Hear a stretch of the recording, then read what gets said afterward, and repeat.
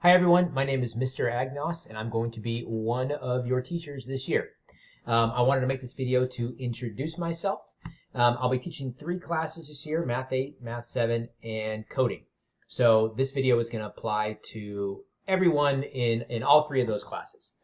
So rather than send you guys an email, I wanted to make you a video, again, to introduce myself. And I'm not going to talk about a lot of specifics here. I just want to talk about some general ideas that are sort of going to guide how I run my classes this year. First off, a little bit about me. It's my 6th year at Pine Hollow.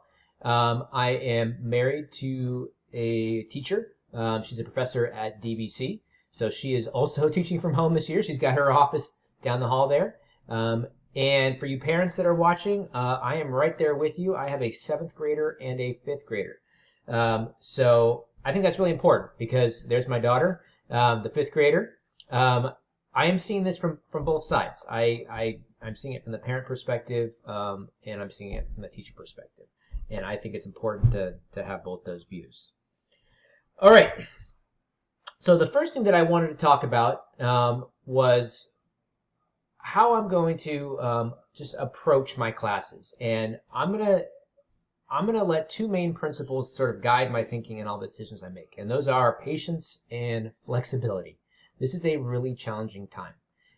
Everyone's situation is different and everyone is impacted differently by the situation. Some people have felt very severe impact, job loss, maybe actually gotten sick, maybe lost relatives. And others have haven't really been impacted at all. And then there's everything in between.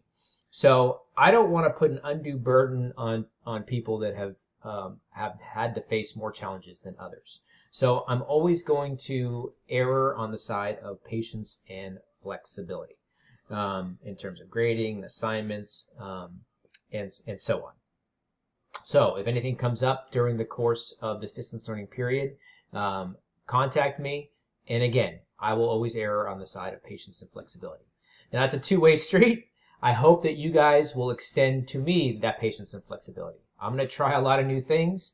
I'm going to try one thing and then a week later say, that's not working, guys. I'm going to have to try something else. The state may step in and say, no, now we need you guys to do it this way. There goes my 7th grader. The district may step in and say, hey, now that we're doing it this way, we're actually going to do it this way. Some things I'm going to do are going to work great. Other things are not going to work at all. So patience and flexibility. I'm going to give it to you guys, and I hope that you guys will give that to me in return.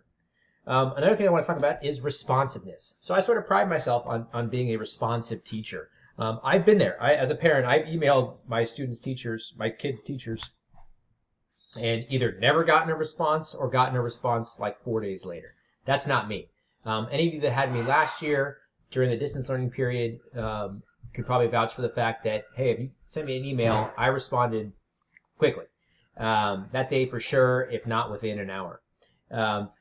So if you have questions, concerns, I will do my best to be as responsive as possible.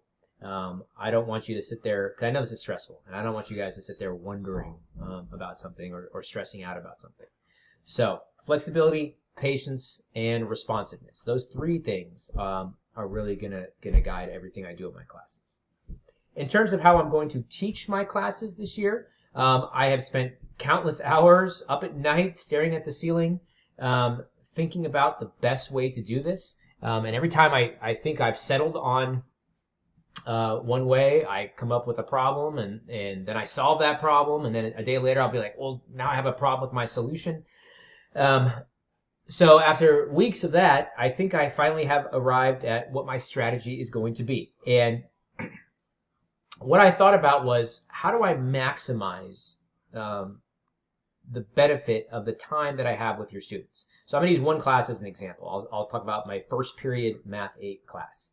I'm going to see those kids from 9 to 10 on Monday and 9 to 10 on Thursday. That's 2 hours. So I asked myself, how do I maximize that time with them? How do I make it most beneficial for them? And so ultimately what I decided was I want to make that what I'm going to call like workshop time or work time with support. In other words, I could have used that time to do some live instruction. I would swap my screen, I'd put up some math, solve some problems, and the whole time that I'm doing that, I can't necessarily see what the students are doing. they can't necessarily ask questions because they're going to be muted and I can't see their hands. And then when I was finished, we'd be out of time or out of most of the time, and then I would send them off to do their work. And I said, is that the best solution? And I don't think it is, because I can put up that same math, do the same problem, and I can post that to a YouTube video, and then my students can watch that at a time that is convenient for them. They can also watch it multiple times. They can rewind it. They can rewind, that's an old-fashioned word. They can watch it multiple times. They can go back. They can go forward. And then there's a couple of possibilities. Maybe they have, maybe they did the homework assignment. It went perfect. They got 100%. Maybe they did the homework assignment. There was 1 or 2 questions they didn't understand. Maybe they went to the homework assignment, couldn't do any of it. That's where the class time comes in. That's where the workshop comes in. So if they have questions, they couldn't do any of it, now we have that hour on Monday and that hour on Thursday where they can come. Hey, I had a question on number 4. All right, guys, I have a question on number 4, so I'm going to be going over that one. If you also had questions on that, pay attention. I go through the problem. Hopefully multiple kids now get help from that. If they didn't understand the whole assignment, well, now they can sit there for the whole hour and have a teacher available to them. Or if I can figure out, the breakout rooms and all that stuff, maybe even other students to help them out. If they aced it, they can show up, I take attendance, and then maybe they can use that time to work on their English essay or their history project. Again, I think it's the best way to give students the most support and flexibility so that if they understand it, they can use that time for something else. If they're struggling, they have a teacher right there to actually provide the support and answer the questions. So this idea of flipping the classroom, providing the instruction in the videos, and then using the actual class time for the work, for the support, that's how I'm going to teach all my classes, whether it's Math 8, Math 7, or coding. Again, at least to start. Maybe I try this and it's a disaster. I hope not. I don't think it will be. My experience watching my own kids with their instruction last year, I think this is a better way to do it. All right. So that's in general. So we're going to be flexible. We're going to be patient. We're going to be responsive. I'm going to provide instruction via my YouTube channel. More on that as we get into next week. And then we'll use class time for support, for answering questions, for doing our work, getting help from the teacher, getting help from the resource teacher, getting help from other students as we need it. All right, next week. Next week is going to, on the day I got married, my dad said, Pete, he said, the day's going to come and the day's going to go. And I kind of feel like that's what Monday and Tuesday are going to be like. They're going to happen. I don't think it's going to go smooth. I think some kids are going to get right to where they need to be. Other kids are going to be totally lost. Parents are going to be stressed. Teachers are going to be stressed. We're going to get through it. I know for me, and I'll speak only for me, I'm not going to attempt at all any content instruction next week. I think next week is all going to be about making sure everyone gets to the right place, everyone can log in when they're supposed to, everyone can get to a meeting when they're supposed to.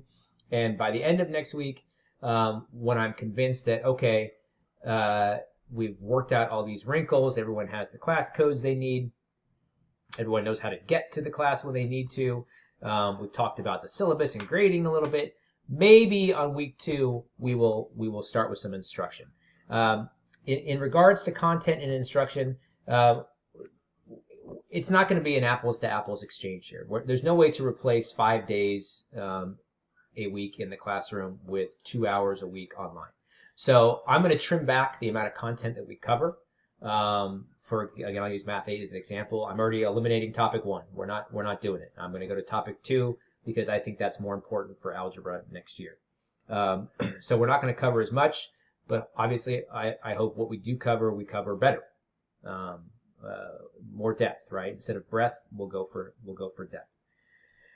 So anyway, I'm starting to ramble a little bit, but we're gonna get through this. We're gonna be patient. We're gonna be flexible. We're gonna be responsive, and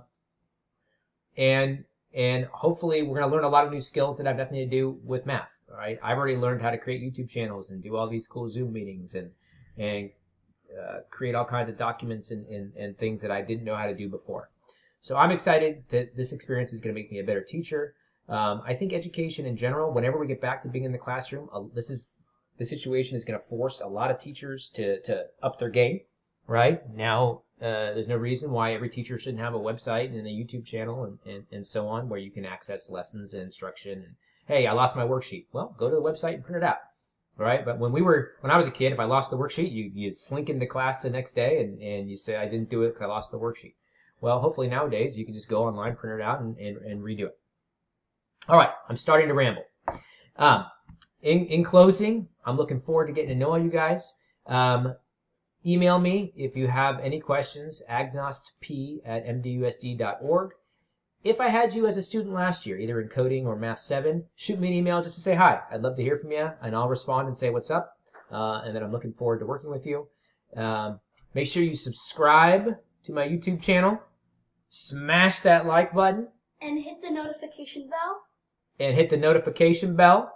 And I look forward to working with each and every one of you. Thanks so much. And all girls out there, wear your earrings. And she's working on her earrings.